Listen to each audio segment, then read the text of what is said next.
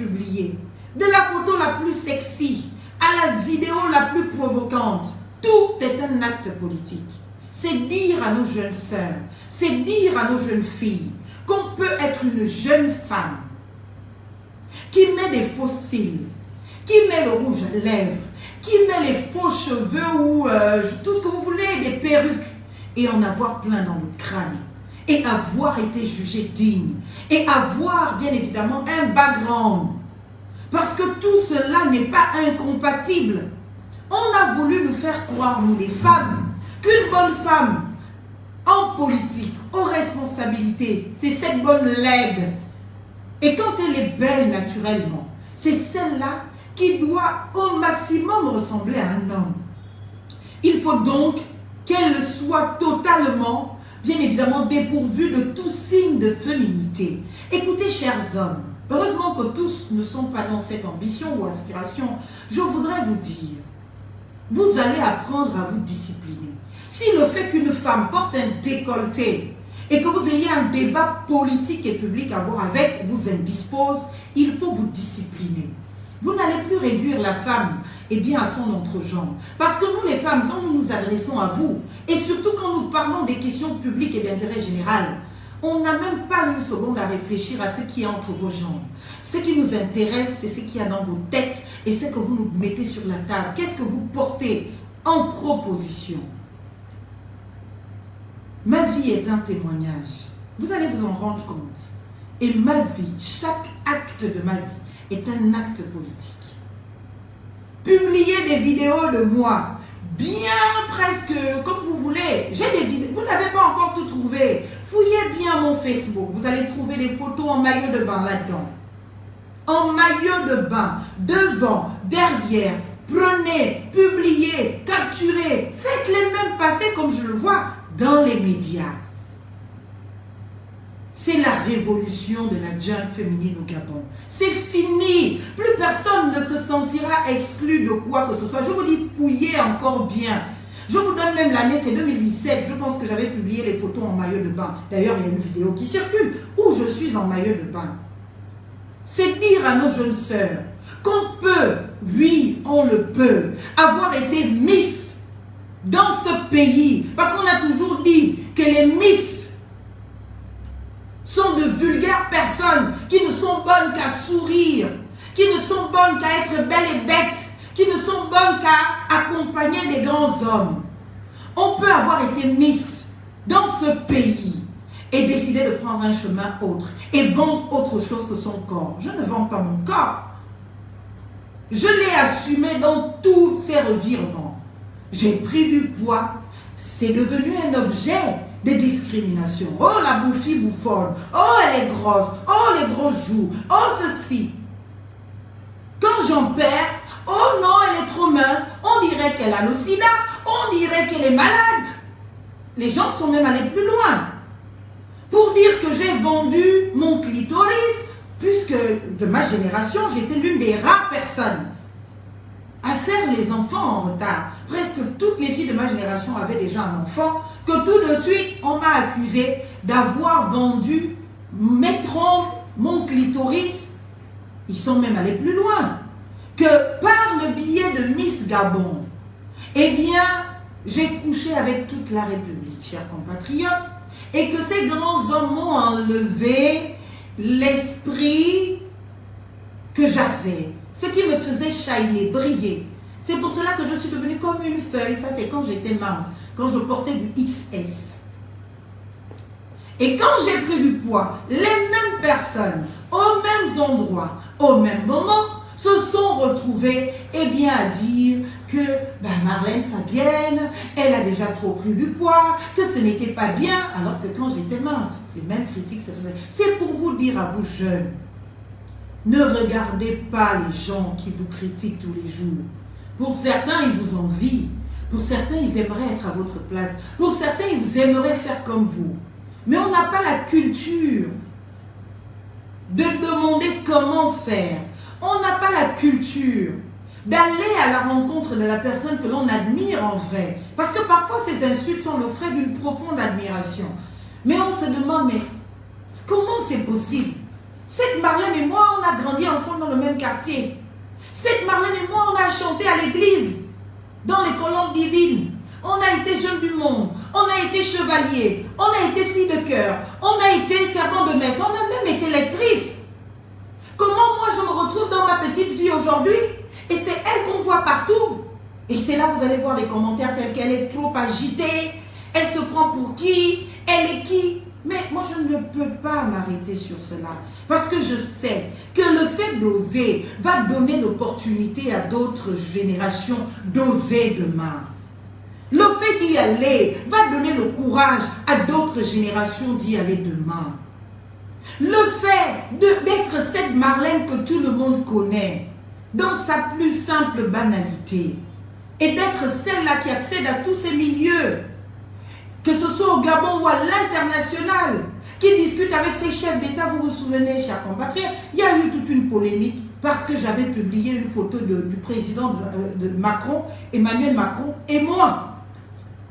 Il fallait voir le déferlement de haine de pères et de mères de famille qui m'insultaient pour me dire, je me prenais pour qui, je voulais montrer quoi, que j'étais devenu quoi, chers compatriotes. Vous savez, on ne devient pas chef, on ne devient pas leader, on le naît. Et quand on a ce truc, peu importe les obstacles, on arrive à trouver un moment pour le façonner. Je suis donc la candidate de l'espoir pour cette jeunesse, de l'espoir pour ces femmes qui se sont longtemps tues. Parce que bien évidemment, il faut regarder son conjoint, son compagnon pour lui demander est-ce que je peux aller en politique. Et ce dernier de dire à qui? La femme de qui va aller en politique? Tu veux que mon nom se retrouve sur les réseaux? Pardon. Reste là tranquille. Vous avez le pouvoir. Chers compatriotes, vous avez le pouvoir. Ne vous réduisez plus. Oui, vous pouvez être une femme qui a un salon de beauté, qui passe ses journées à faire du make-up, à faire les ongles aux gens. Vous voyez, pour la République, je n'ai même plus le temps d'aller faire mes ongles. Vous pouvez être cette femme et décider demain d'être de contribution à l'avenir de votre pays. Vous êtes citoyen et tout citoyen a le droit de participer à la gestion de son pays, de proposer un projet de société pour son pays, chers compatriotes. Je vous en supplie, je suis donc là, celle qui est allée au front pour vous justifier, vous tous. Vous devez reprendre la puissance, le pouvoir, le courage. Il faut le lire, ce livre. Je vous explique dans tout un chapitre, la République c'est moi. Il y a tout un chapitre qui parle, eh bien, de l'origine du monde, eh bien, chez les femmes, mais aussi chez les Africains. Vous allez voir quelle était la place de la femme. La femme a toujours eu une place de leader, de manager. Les hommes ont toujours eu une place d'exécutant. Mais je ne suis pas là pour établir une réalité, pour dire que maintenant les hommes doivent être en bas, les femmes doivent être en haut. Non! Je défends l'humanité de tous. Les hommes sont des êtres humains qui méritent respect, tout aussi comme les femmes. Mais les femmes doivent avoir la pleine conscience de ce qu'avant l'arrivée de la colonisation, en Afrique, c'était des femmes qui géraient la société. C'était des femmes qui décidaient de comment s'organise la société. C'était des femmes qui décidaient de comment on manage une société. Et les hommes étaient, de par leur force physique, eh bien, de contribution, eh bien, à la protection de la société, à la sécurité de la société et surtout aller à la conquête de ce qui doit arriver sur la table pour que l'on mange. Les femmes n'ont jamais eu de place à la cuisine. C'est la colonisation qui a mené dans la conscience des Africains que la place de la femme est à la cuisine. Parce qu'ils étaient en train de perdre leur combat pour les droits de condamnation des femmes en Occident. Quand ils arrivent s'approprier nos terres, s'approprier notre histoire, ils se rendent compte que, attendez, comment ça se fait que les femmes soient celles qui gèrent, celles qui reçoivent, celles qui organisent, alors que chez nous, la femme n'est cantonnée qu'à être un outil de reproduction. Alors que chez nous, la femme n'est condamnée qu'à être un outil de reproduction. Ce n'est donc pas possible. Ce n'est donc pas normal. Ils ont convaincu nos hommes à nous maintenir en cuisine. Ils ont donné le pouvoir financier et matériel aux hommes. Ils l'ont rasé aux femmes. Et ils ont condamné les femmes à devoir être approprié pour exister. Parce que cela procède de l'histoire occidentale, pas de notre histoire. Il faut acheter ce livre, La République, c'est moi. Il y a tout un chapitre là-dedans sur les droits des femmes. Vous allez lire, vous allez comprendre, chers compatriotes. Ces femmes-là, qui hier n'avaient même pas le droit de vote, qui aujourd'hui le perdent tout aussi. Vous savez, pour ceux qui ne le savent pas, je vous le dis, tout électeur a le droit de vote. Si tu votes, tu as aussi le droit d'être élu. Si le droit d'être élu. Vous savez, il y a l'accès aux fonctions électives. Et cet accès aux fonctions électives ne peut pas être, bien évidemment, restreint au-delà des incapacités. C'est donc dire qu'aujourd'hui, en lieu et place que les journalistes se déploient dans la dénonciation du caractère arbitraire, et bien des lois que je venais de vous présenter, de la loi référendaire portant constitution de la République gabonaise, de la loi électorale. Quand vous prenez les dispositions, les unes aussi discriminatoires que les autres, vous pensez utilement que c'est faire la promotion de l'état de droit que de vous arrêter sur des petites choses telles que elle n'est pas mariée, elle ne doit pas parler. Elle n'est pas mariée, elle ne doit pas s'aimer, mon Dieu.